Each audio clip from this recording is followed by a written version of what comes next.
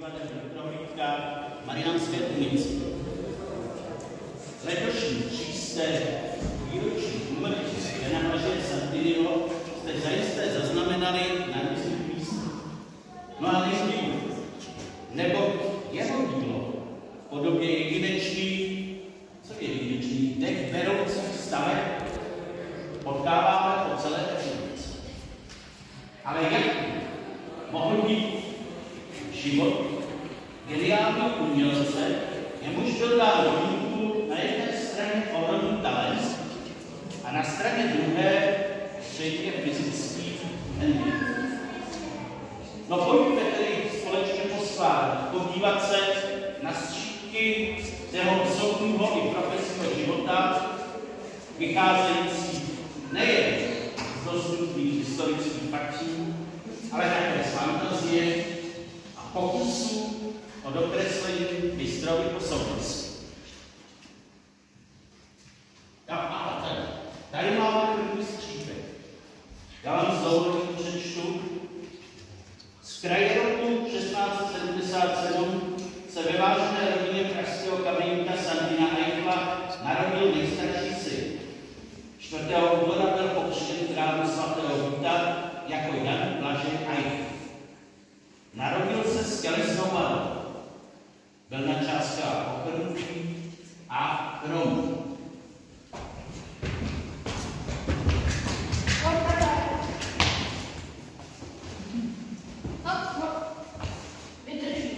Musím být odvážný a postavit si jen tak, jak mi radil otec. Hele, už je tady zase mrzák. Mrzák! Jsi zbavělý, jestli troufneš mladší. To se nedělá. Co jsi to řekl? Slyšeli jste toho mrzáka? Že si troufáš na mladší a slabší, to je zbavělé. Mám bratra, nesměl narozeniny a jednou se za mě postaví a pak všichni uvidíte. Proč mezi nás vůbec lezeš? Mrzák! Mrzák! Jak si dovolíš, když jsem zbavil? Jak mezi nás nic nemůžeš hrát. Vždycky kvůli tobě akorát prohneme, protože jsi mrzák. Mrzák! Mrzák! Mám bratra, on je zdravý a silnější než já. Tak tomu přeju. Ten si třeba nejde nějakou holku. Což o tobě se říct nedá. To bych chtěl chodit s kulhavým mrzákem.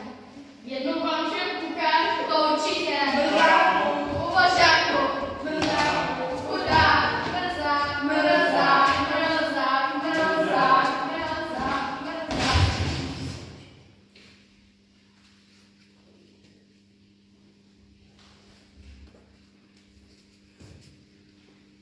Žije. Já nevím. Rychle, pryč, utíkejte!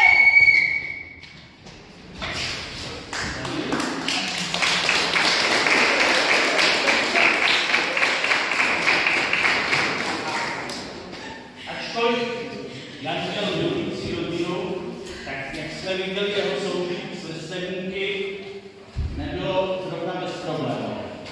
No ale pojďme se podívat po dalších, no ale tam jsem dal tak takhle nedá. Takhle to nešlo, abych to postrácel. Musíte tedy jedno z vás vždycky říct ten střípek Louskovi. Vy vypadáte tak zodpovědně tady a nebyste ho zkratila, byl to potřeboval. Tak pojďme.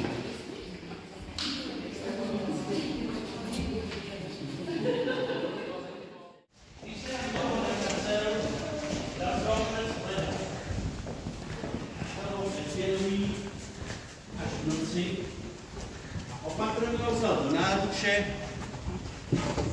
a odnesl domů.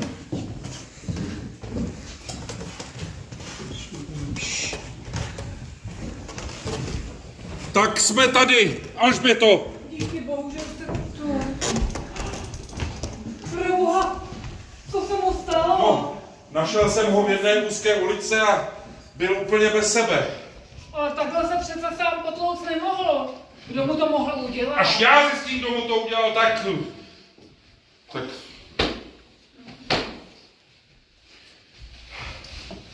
Pane Bože, proč jsi mu toho tolik vzal? Proč je z něj takovej ubožák? Takovej mrzák? Proč dopouštíš, aby se na něm lidi mstili, aby vypíjeli svou sílu? Proč? Proč si mu to tolik vzal? Alžběto, mám takový pocit, že pro něj těžká kamenická práce nebude. Já vím, Fantine, ale tady už dnes nic nezmůžeš a bude asi lepší, když se půjdeš vyspat. Já tady s Janem zůstanu, dokud se neprobere. Možná to bude lepší. Tak dobrou noc, Alžběto. Dobrou noc, Fantine.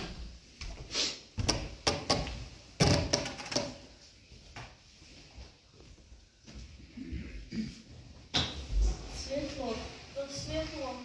Díky bohu. Jsi v pořádku, Jene. Jak se cítíš? No ano, jsem to já. Ošklivě jsi se potloukl. Tak to bylo to světlo. Ale jaké je světlo?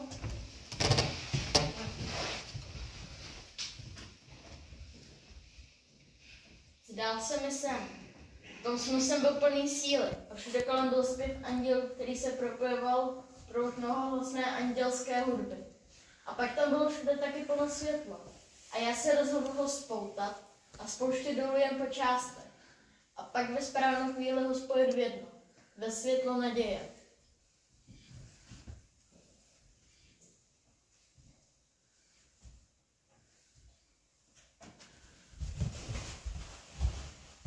Všechno už bude dobré, chlapče, ale musíš teď hodně odpočívat. Zavři oči a spí. Ano. Hlavně hodně spí, chlapče.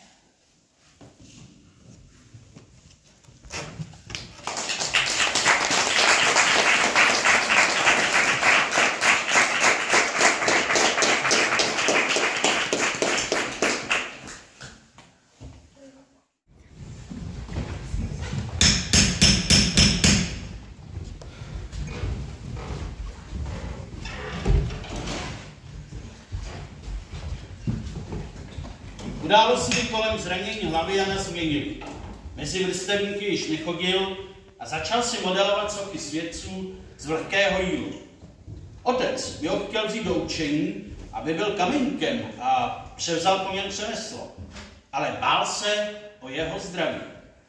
Jan však nadšeně začal chodit s otcem do dílny a učit se, aby se z něj stal stejně vážený umělec jako Santy. Jene, kde pak si, Jene? No, to je dost. Jene, já mám tady ještě spoustu práce. Musím udělat sochu pro mistra Matea do nového kostela. No, tak ten menší kámen je pro tebe, tak si zatím zkoušej, co jsi se naučil. No. Mám udělat svatou Lucii. Není tady náhodou nějaká Lucie mezi váma? Je svato. Pojďte se nám ukázat. Tady na světlo. No. No, to není špatný. Takhle trošku tu dopředu. No. Dobře, nehejbejte se. Nehejbejte se. A něco tomu chybí. Je? Zkusíme takhle.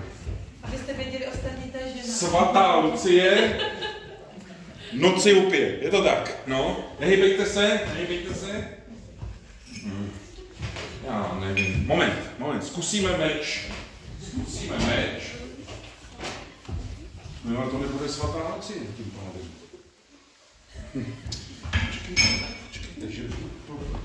Prosím vás, že byste jakože jí propíknete. Jo, takhle. Takhle, jakože jí propíknete. No a já bych mohl udělat svatýho Jiřího, jak propichuje lítou saň. No, to by šlo. No. Dobře, děkuju. Prosím potlesk.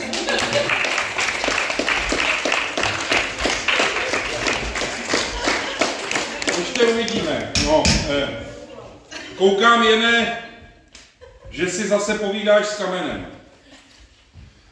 On si povídá s kamenem. No, víš ty co, Jene?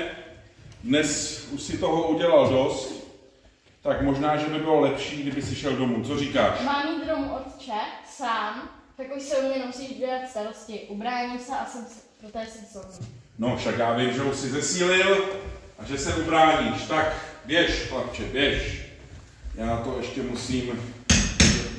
No, vy můžete jít taky.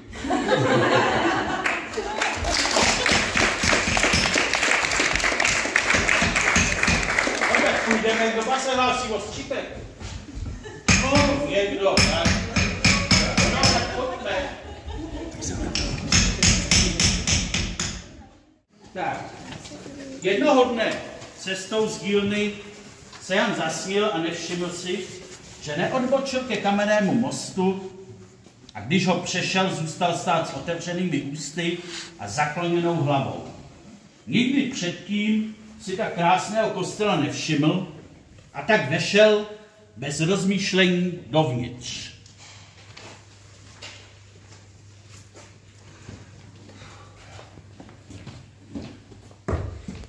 Co tady děláš, chlapče?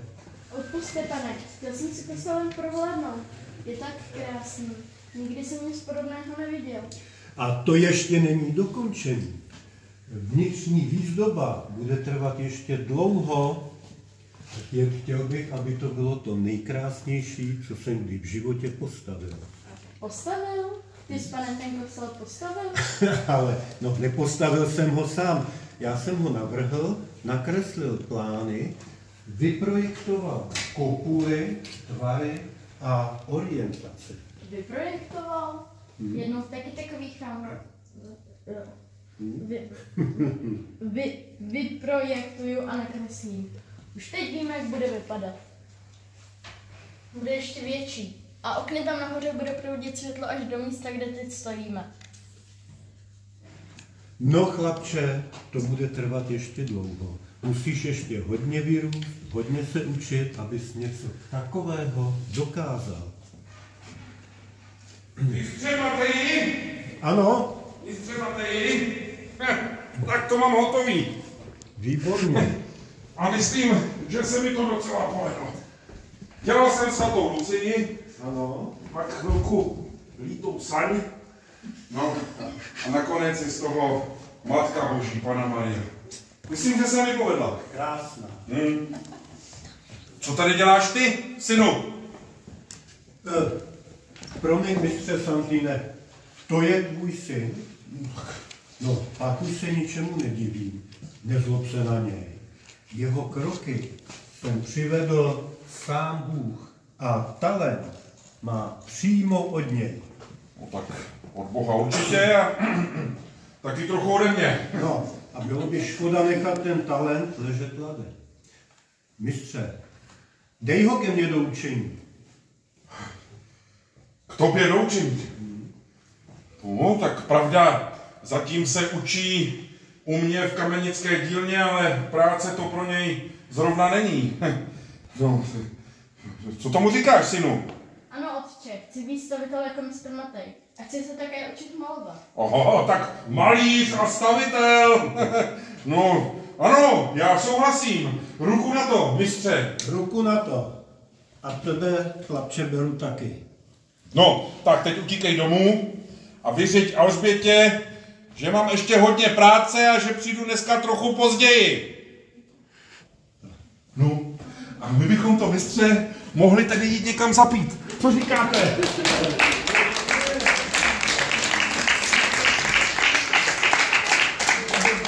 Jan cítil neskonalé štěstí. Nejdůležitější v jeho životě bylo naslouchat každému mistrovu slovu, každé myšlence a představě vyslovené nahlas a někde v hlavě vytvářet své vlastní sny. Mistr Matej ho bral sebou na stavby, které tvořil, a Jan tak mohl být při zrodu arcibiskupského paláce, toskánského paláce či letohrádku Troja. Mistře, přemýšlel jsem o tom, co jste mi sdělil. A řeknu vám, nedokážu si představit, že byste mě teď opustil. Ale já přece neopouštím tebe, chlapče, ale pochop, jsem už starý a unavený. Musím se vrátit domů, do Francie. Víš, cítím, že už mě opouštějí síly a rád bych zemřel a odpočíval v rodné zemi. No a co já? Kde se budu učit? Víš, Jene, já už ti víc dát nemohu. Naučil jsem tě všechno, co potřebuješ pro práci architekta. Ale ty teď potřebuješ zkušenosti. Jsi mladý, máš elán, nadšení. Musíš vidět a vědět, jak se staví velké chrámy v Itálii, Římě. Vydej se tedy na cestu a uč se u velkých mistrů. Radíš mi tedy, abych se vydal na tovaryšskou cestu jako správný učedník? Tak, Jane. No a já se vydám do Paříže během léta. V tom případě já se vydám koncem léta. Tak. Šťastnou cestu, mistře. A tebe provázej Bůh, Jane.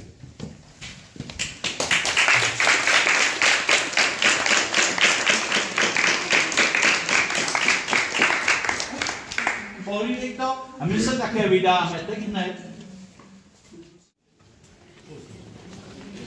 Jan už měl za sebou rok putování. Zdržel se ve Vídni, v Pasově i Salzburgu. Pobyl v Miláně a v Turíně zjistil, že si někdo dovedl pohrát se světlem tak, jak potom toužil on sám. Poznal tak dílo geniálního architekta Guarini Guarini. Jan si všechny dojmy zapisoval přímo do duše. Dělal si nákresy, no a nakonec se dostal až do Říma, do severní části historického města, ke kostelu San Carlo Alte Quattrofontane. Konečně. Tak tohle je dílo mistra Boromína. Ta vnější fasáda, jako by sama tvořila jakousi budovu. No a co teprve, když se podívám dovnitř? Buď zdrav, synu. Vidím, že obdivuješ náš kostel. Mohu ti nějak pomoci? Nejistě, otče. Projíždím světem a studuji a prohlížím největší mistry. A mistr Boromínek je mým velkým idolem. No tak, to pojď se mnou dovnitř. Ukážu ti všechny plány a nákresy.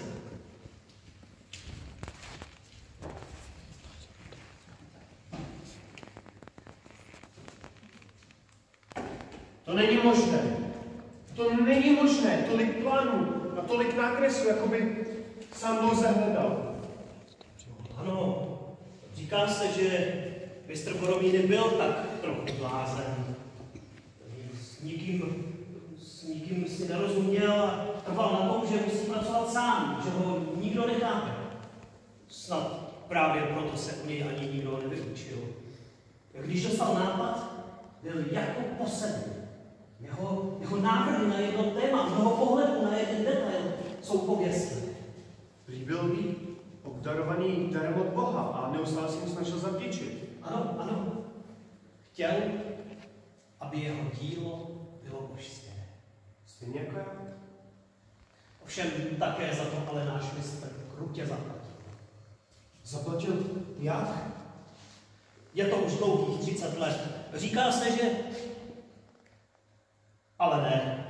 K čemu by ti to bylo? Otče, víte, že je mi Boromín velice blízký a jestli mi můžete nějak pomoct nebo mi poradit, tak vám budu velice vděčný. Dobrá. Mistr ke konci života zešílel. A prý se místo Boha obrátil na samotného ďábla, aby mu pomohl dokončit dílo, které chtěl celý život zrealizovat. Ovšem ďábel ho dostal do své moci. Mistr už nedokázal ovládat svoji zuřivost a myšlenky. Velmi se trápil a aby svému trápení ulevil, nalehl na meč a zabil se. Dokážeš si jen a rychle představit, jak hodně musela trpět jeho duše, když se rozhodl pro takový odchod ze světa. Vyvaruj se pýchy, vyvaruj se nedostižných cílů. budoucí mistři. Bůh tě ochrání. Věřím, že bude. A já budu tvořit pouze k obrazu Božímu.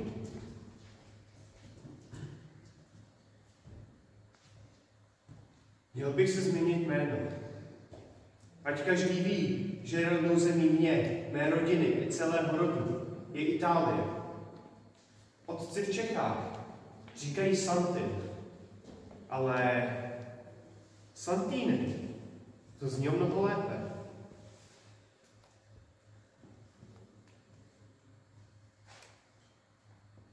Už to mám. Jan Blažej Santini Eichel.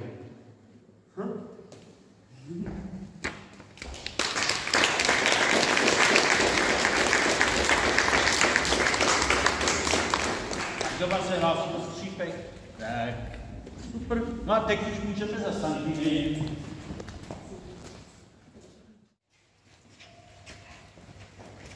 Po návratu z Itálie se Janovi kroky ubrali opět do kostela svatého Františka u Karlova mostu, kde se kdysi setkal s mistrem Matejem.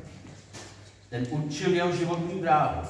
A stejně jako kdysi, i teď ho tam čekalo zajímavé setkání, které mu dále nasměřovalo kariéru. Wolfgang Lochner, opat z braslavského cisterciáckého kláštera, totiž zrovna hledal projektanta, architekta a stavitele pro přestavbu klášterů a kostelů k obrazu Božímu.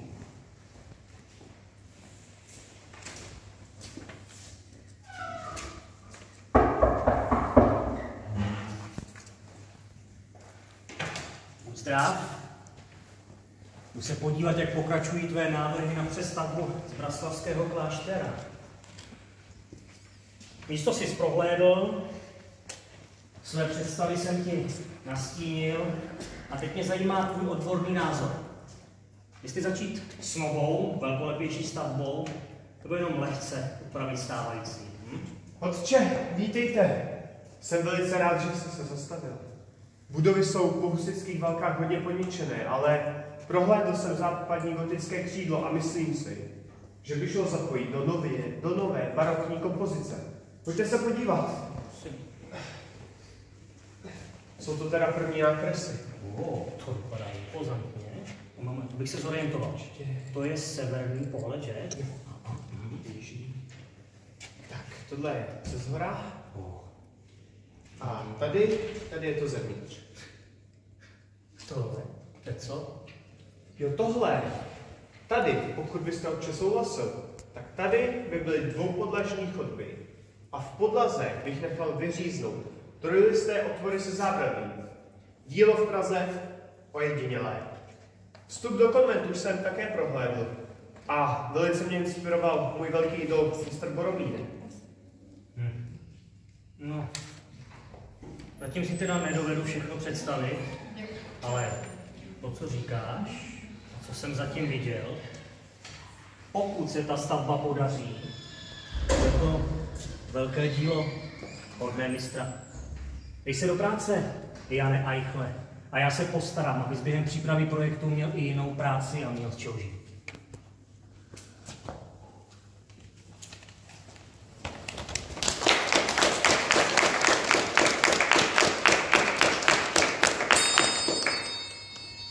A o pár týdnů později.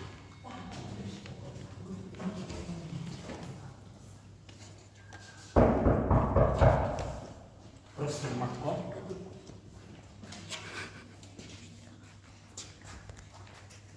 Otče, ale já zdaleka nejsem hotov. Nevadí. Přivádím sebou ctěnou abatyši z kláštera Benediktínek od svatého Jiří na Pražském hradě, paní Helenu Pieroni da Galliano, která se už nemůže dočkat, že? Až pozná tvé návrhy. Mistře Santini, přišli jsme snad, nebo? Paní abatyše, vůbec ne. Také někdy musím odpočívat. Chcete vidět moji práci? Ano.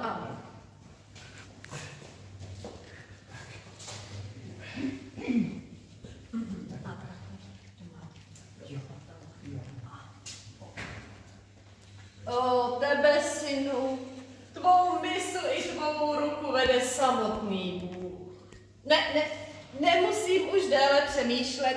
Chci se s tebou dohodnout ihned. Přijímáš další zakázky? Jseš schopný navrhnout a postavit další stavbu? No jistě. A kde by to bylo? No přece v Paneckých Břežanech, že?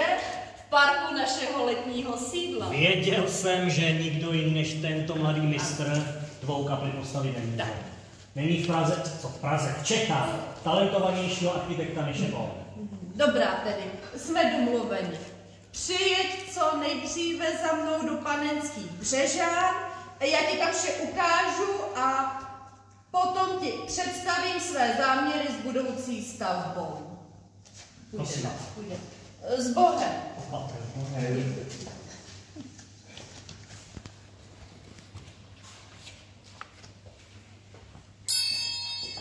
A o několik dnů později.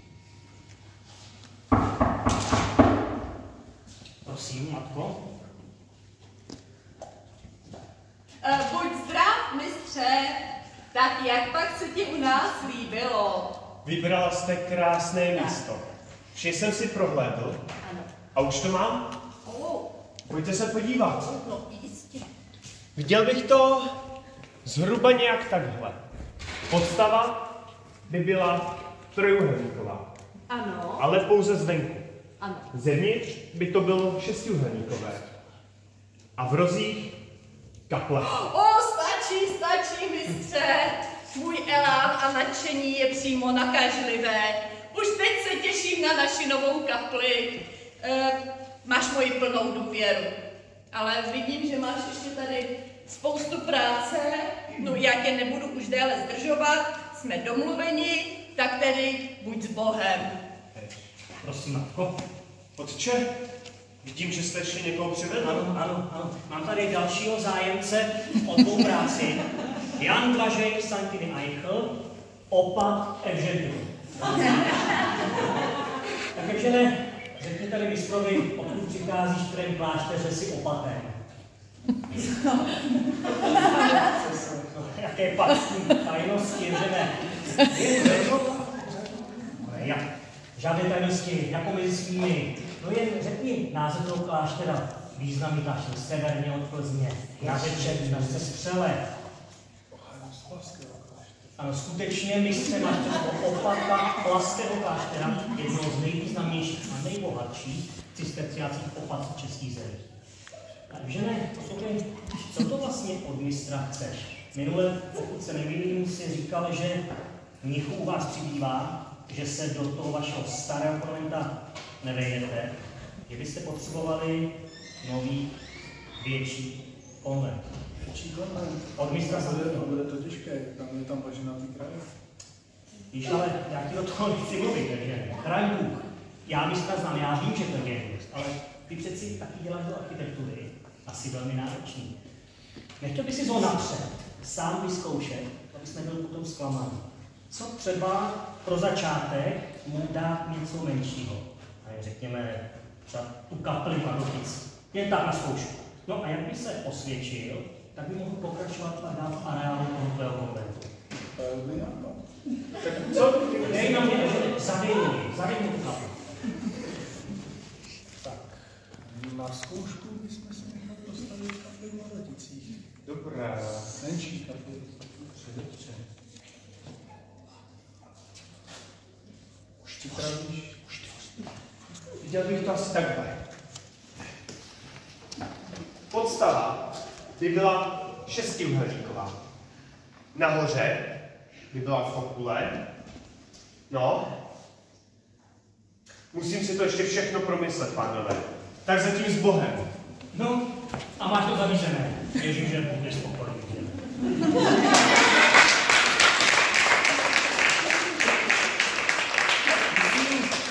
Je to teprve začátek Santiniho kariéry. A i ten stojí za to. Jednou o něm ještě hodně uslyšíme. No nic se ne. Já se vydám zpátky na Zbraslav, aby mi tam ty moji hoši nižší bez dozoru nezlčeli. Tak pánu tě opatruji, rád jsem tě viděl. S pánem Bohem. Za doporučení.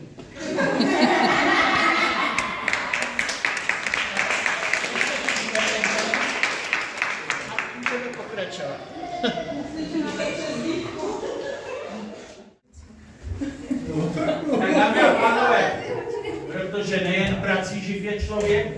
Tak něco z rodinného života Santino.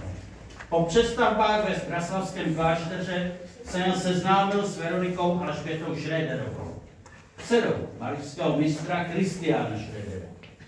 A ta již dlouho obdivovala jeho dílo a i jeho samotného. A ač Jan ani nedoufal, že se svým postižením někdy pozná lásku, konala se v roce 1707 svatba. Jsem nejšťastnější muž z celé Prahy. Jane, přestaň. Taková námaha nedělá k ním zádu vůbec dobře. Ale zas takový mrzák nejsem, abych nepřinesl svoji novou manželku přes práh našeho domu. To byl si krásný dům a s tebou jsem v něm šťastná. To víš? No, ale víš, kdysi jsem si myslel, že v lásce mi není přáno a nikde nebudu mít vztah, no a dnes mám nejkrásnější dívku z celé Prahy a na naší svatbě dostat každý do hlavní městnice znamená. Když přišli objevovatelé tvého díla, k tomu se vůbec nedivím, Jane. To víš, tuší, že jednou vytvoříš nesmrtelné dílo i pro ně a že ty stavby budou obdivovat i všechny budoucí generace.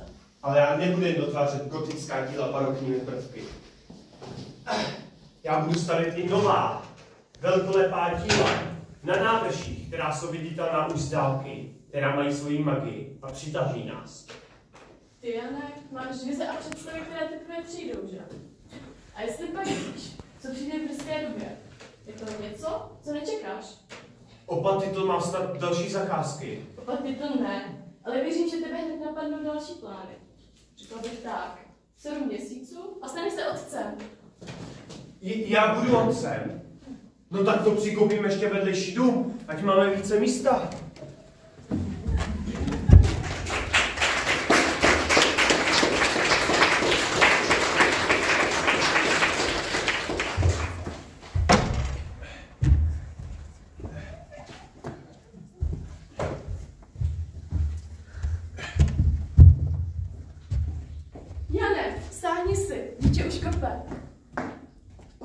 O, Veroniko, to je tak impozantní.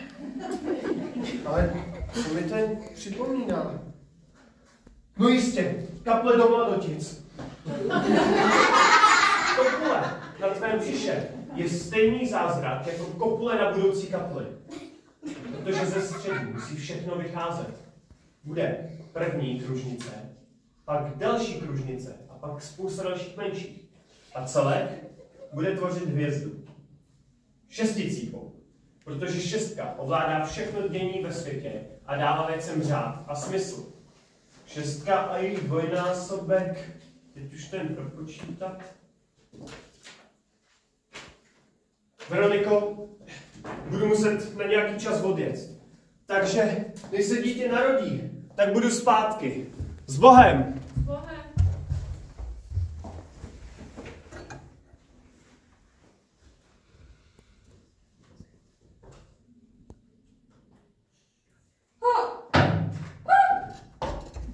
Tak dobrý tromilo spaní, je to tady co? No jen se ničeho nebojte, teď to spolu zvládneme. Pojďte pomalinku. No a dejcháme, maminko, dejcháme. Sednout. Tak, nohy nahoru. No vidíte, jak nám to jde. Jo, ale chtělo by to trošku soukromí. Můžu vás poprosit. A tady můžu vás poprosit.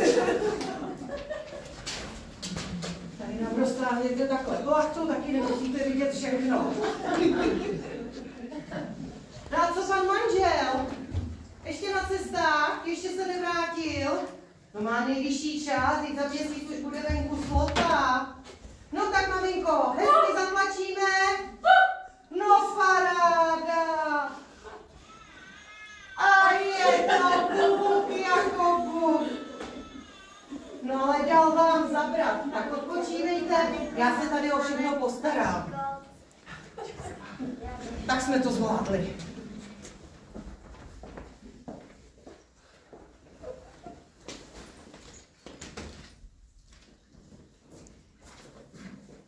Tak s Pánem Bohem.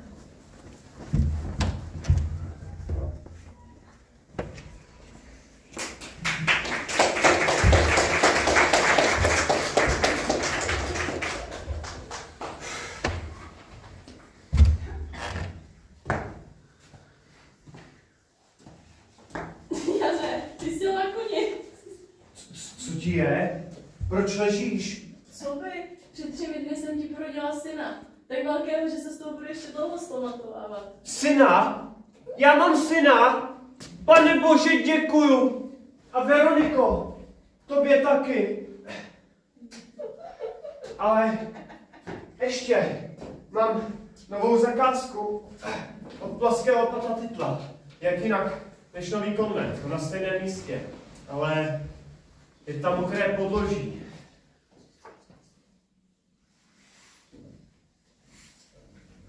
No jistě, použijeme dubové kmeny. Takových 5100 bych mohl stačit. Na to dáme dubový rošt a na takovém základu budeme teprve stavět. Voda a čas všechno promění v kámen. Ale nesmí to teda vyschnout, no. To by se to celý zbortilo. Veroniko, budu muset zase na nějaký čas odjet. Takže se starej o našeho syna dobře a já budu za chvíli zpět.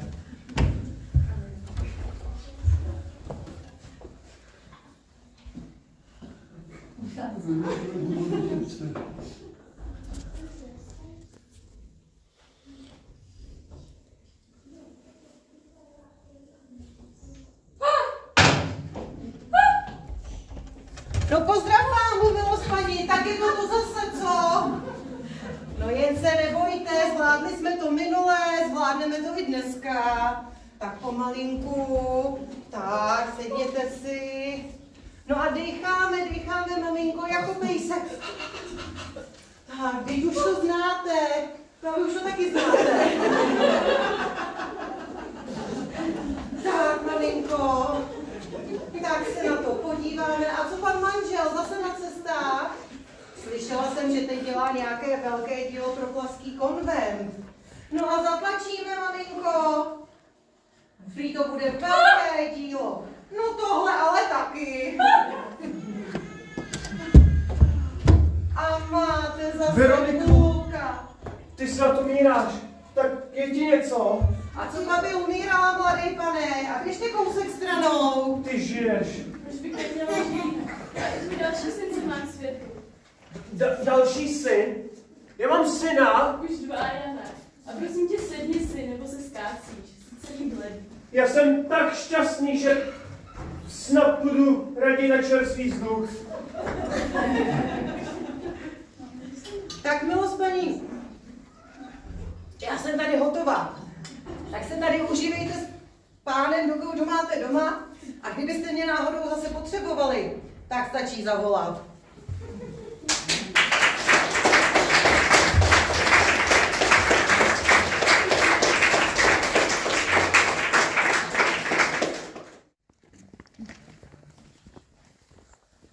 Štěstí Jana a Veroniky ale netrvalo dlouho. V roce 1709 postihla město epidemie souchoty. Nemoc bohužel neušetřila ani oba Santiniho syny a po jejich smrti Jan upadl do zoufalství. Zmizela pro něj naděje, ztratila se víra. Ale po několika týdnech se rozhodl znovu vrátit k práci, která, jak doufal, ho alespoň trochu rozptýlí.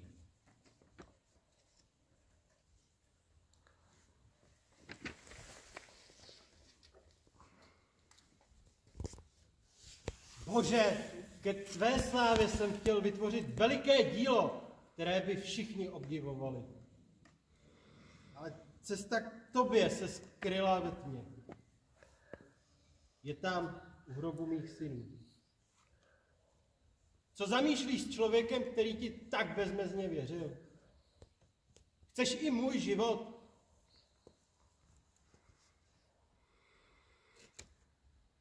Schodiště.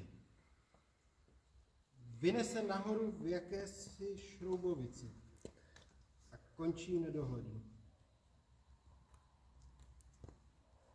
Ale co to dolů? To nekonečné schodiště mi ukazuje cestu dolů, do bezedné hlubiny. Cesta nahoru, ale i dolů. Cesta k Bohu i satanovi. Do samotného pekla. Proč ne? Vždyť ty sám si mě, Bože, do pekel nasměroval. Ale jak to udělat?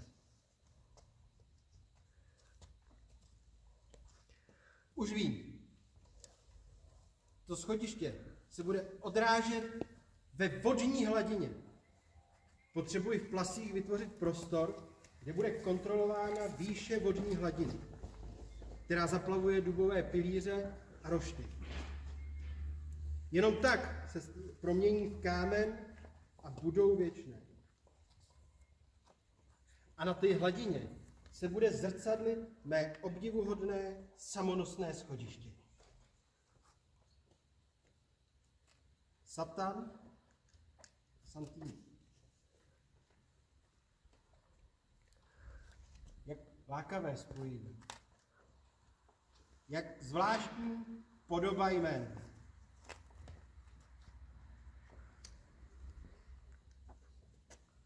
Jane Santini, příteli, vítej ve Žďáru. Otče opate vejmluvo. Jedeš z Kutné Hory? Jak pokračují práce na stavbě chrámu v Sedlci? Bude velkolepý. Stejně jako klášter a kostel na Zbraslavi. A také jsem slyšel o tvých dalších velkolepých dílech, o kapli v Mladoticích, Panenských Břežanech, o palácích v hlavním městě. A můj přítel opat Pytl mi s nadšením vyprávěl o tvých plánech na přestavbu kláštera v Plasích a Pínci. Pojď, posaď se. Příteli, vím, co tě potkalo. Měl jsem upřímnou starost o tvoje chatrné zdraví. Ale jsi předurčen k tomu, aby si tvořil. Práce uzdraví tvoji bolavou mysl. Určitě se budeš podívat na to, jak pokračují práce na stavbě kostela, že? Ano, půjdu. Chci vidět, jak dílo pokračuje. A jistě navštívíš i to, jak ty říkáš, magické místo na kopci nad rybníkem, nemám pravdu? Máš, otče. A je to opravdu magické místo. Kdykoliv tam vstoupím, mám chvění po celém těle. A jsem naplněn Boží milostí. Jednou na tom místě postavím velkolepé dílo, které bude lákat poutníky už z dálky. Ano, já stále nevím. Pořád o tom přemýšlím, ale myslím, že už brzo budu vědět, jaká stavba bude hodna toho návrší. A pak to budeš ty, mistře, kdo jí dechne podobu. A teď.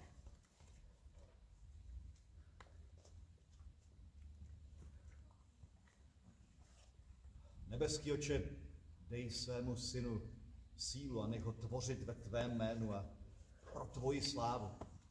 Nenakládej na jeho pokřivená záda další břemena bolesti a zármy.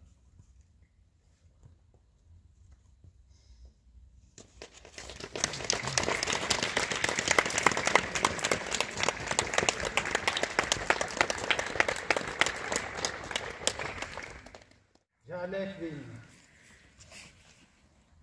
Nic necítím. Jen prázdno v duši. Kde jsi, Bože?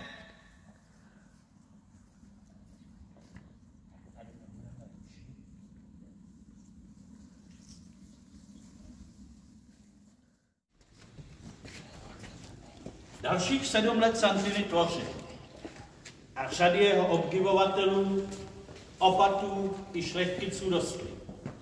Narodil se mu syn, dcera, byl bohatší než urození pánové a pomalu se opíjel vlastní důležitosti.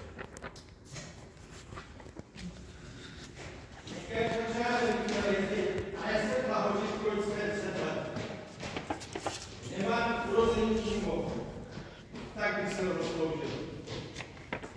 Kdo z těch urození dokázal to, co já? Tady vidíš, Bože, jak se nespravedlivý. Jak se začíná stmívat. Satane, ochraňuj mě!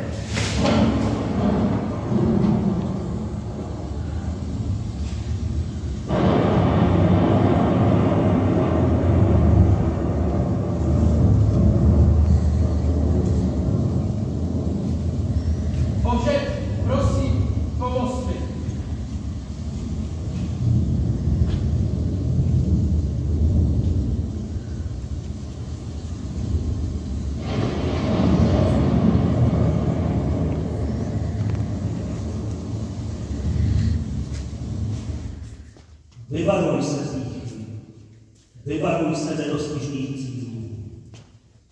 Velký mistr Boromíny se upsal ďáblu a pak se sám pod jeho vlivem rozhodl ukončit vlastní život a nalehl na meč.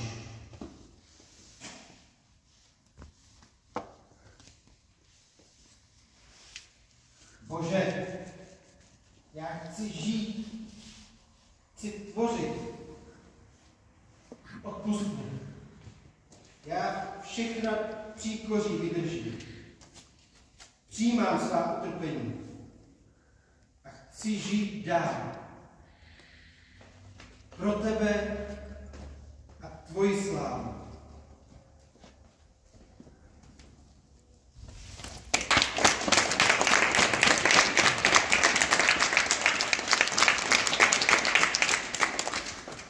A můžeme pokračovat rozjádou. Jan se tehdy v lese přibouřce usmířil s Bohem, kterému zazlíval všechno své neštěstí a přijal svůj osud. Bohužel nedlouho poté zemřel jeho třetí syn a manželka Veronika, která vždy tak silná a plná víry už neměla sílu dál své trápení snášet. V polovině dubna 1719 povolal Jana do Žďáru jeho přítel opat Vejdova. Otče opate! Mistře Santýny, víte, stal se zázrak, tušil jsem to, věděl jsem to. O čem to mluvíš, otče opate? No minulý měsíc otevřeli hrob kanovníka Johanka z Pomuku, zvaného také Jan Nepomucký. Celý svůj život tohoto muže obdivuji a stále přemýšlím, jak všem Čechům připomínat jeho mučenickou smrt. A dnes, mistře, dnes už to vím. Je to opravdu tak, jak si myslím, otče? Přišla moje chvíle. Ano, Jene, přesně tak. Postavíme chrám, který bude připomínat Jana jeho mučenickou smrt. Poutní místo a nazvaného podle jeho rodiště, Zelená hora. Konečně. Ty mistře, budeš projektantem toho díla. Konečně stavba hodina návrší nad rybníkem. A o jakých zázracích si to mluvil? Slyšel jsem, že když otevřeli Janův hrob, našli jeho jazyk neporušený. Ano, to také, ale chci ti povědět především o tom, co se stalo po Janově smrti. Když jeho mrtvé tělo hodili z mostu v noci do řeky a ráno Vltava jeho tělo vyplavila, rybáři, kteří ho našli, na tom místě viděli ve vodě zářit 5 zlatých hvězd. 5 hvězd je symbolem Janovy mučenické smrti. To chci, aby se pamatoval, protože těch 5 hvězd bude vodítkem pro tvoje dílo. To si přeji. 5 hvězd. Hvězda mezi hvězdami. Kostel na půdorysu 5 hvězdy. Z 5 vchody, 5 kaplemi, 5 oltářů. A kolem budou ambity ve tvaru 10 hvězdy. Já nevidím, že si to zase ty. Vím, jaká ztráta tě potkala, že to byla nejen ztráta tvých synů. Tehdy v lese, když si mě Bůh opět našel, hodil jsem v trávě jeho slzy. Ten tvar mám pořád před očima. A právě takový tvar budou mít okna mé kaple. Jako připomínku pláče Boha nad každým, kdo ztratí víru a naději. Ale už budu muset jít. Chci se ještě cestou stavět mariánské mlýnci. Ještě jednou si to místo chci projít, než stavba započne. Jistě, tak běž a tě Pán opatruje. Na jeho ale téma.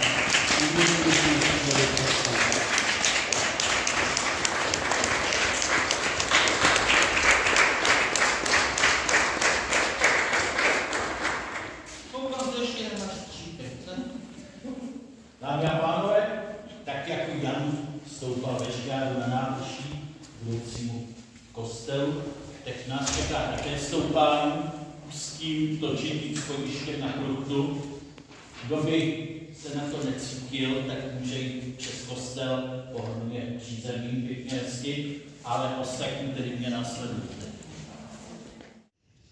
Jan měl dar vidět své dílo dopředu. Dokázal vůmacího místa celou svou duši. V tu chvíli neviděl nic jiného. Sklidnil se, rozpažil a velmi pomalu se otáčel na místě. Se zavřenýma očima dovedl stát dlouho.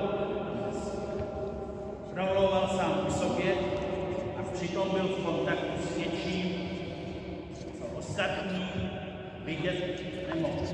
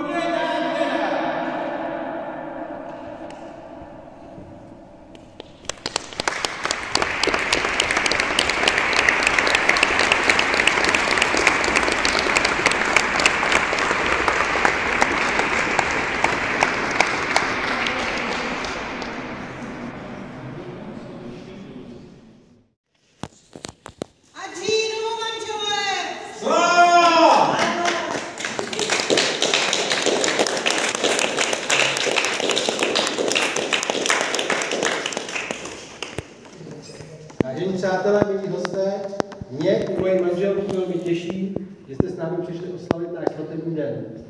A proto se s námi radujte, jeste, co kdo ráčí. Pojď, Verunko, půjdeme stranou, do klidu. Děkuji ti, že jsem mohla mít dneska tak krásnou družičku, moc ti to slušelo. Jak se ti líbila svatba, Verunko? Moc, tatínku. A smím vám říkat maminko? Tím mi uděláš tu největší radost, drahoušku. Jsem netušil, kolik významných mecenášů a šlechticů chtělo být na naší svatební hostině. Budíš. Ještě se s vámi zdržím chvíli doma. Musím dokončit pár svých projektů. Ale pak se vydám na cesty, abych viděl, jak dílo pokračuje. Nejdřív odjedu na Moravu. Cestou zpátky na západ Čech se zastavím doma, abych byl ještě s vámi. Bude mi smutno, tatínku. Nebude ti smutno, neboj se. Budeme pořád spolu a budeme se těšit na tatínku k návrat. Ničemu se neobávej. Vím, jak vzácný jsi člověk a jak důležitá je tvoje práce pro tebe i pro české země. Jsi výjimečná žena. To tebe obdařil Bůh talentem a schopností tvořit nesmrtelné dílo. Proto jsem se za tebe provdala a budu ti dobrou manželkou a Veronice matkou. Když mi Bůh dal tak veliký dar, snad si konečně zaslouží i prosté lidské štěstí.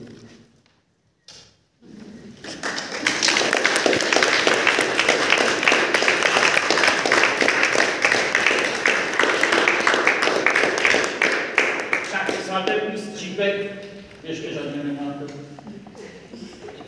Pokud nejde něco ze svatební hostiny, ale pak prosím mě hned následujte.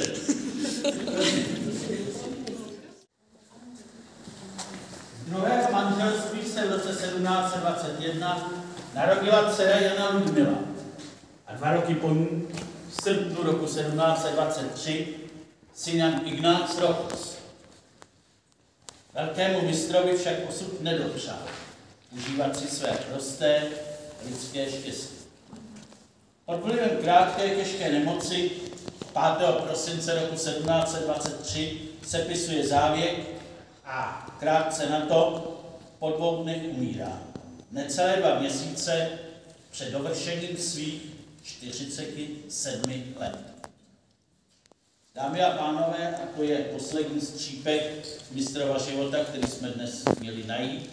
A nyní vás, kdo ty střípky máte, poprosím, abychom si jich zkusili tady na ten připraven náhrobek sestavit mozaiku mistrova života. Tak, tak dovolím začnu tady nahoře a zkuste, kam budou patřit ty vaše střípky. Určitě to musíme dát obráceně, pod tím magnetem takhle. Takhle, tak super, tady to máme dobře, tam to bude někam dolů, ten váš bude taky dolů, tak, ten bude tam někam nahoru.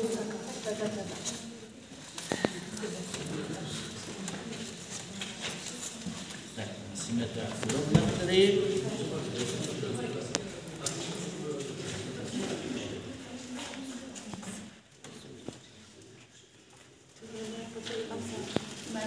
Tak tady máme něco navíc.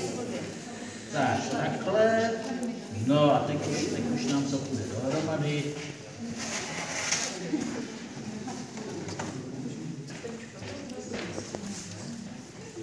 Tak, ještě máte určitě někdo další. Já mám ještě jeden kapse. Tak, tady máme hlavu. Zkusíme se. Tak, to máš nějaký kostel tady. Kostel. Tak, ten dáme sem. Tady máme věž od toho, co máte. Tak, tu tam máš ten spodek od toho, to obráceně, úplně bez vazí. Tak, rovnáme. No, já dám tohle někam sem. Třeba tak. A teď už bývá jenom toto.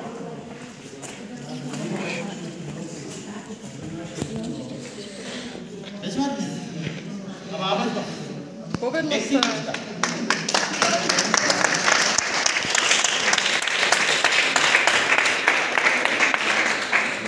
Tak, přestože prosté lidské štěstí Jana Blažeje Sanklineho netrvalo dlouho, to jeho dílo přetrvává a těší se čím dál tím většímu zájmu veřejnosti.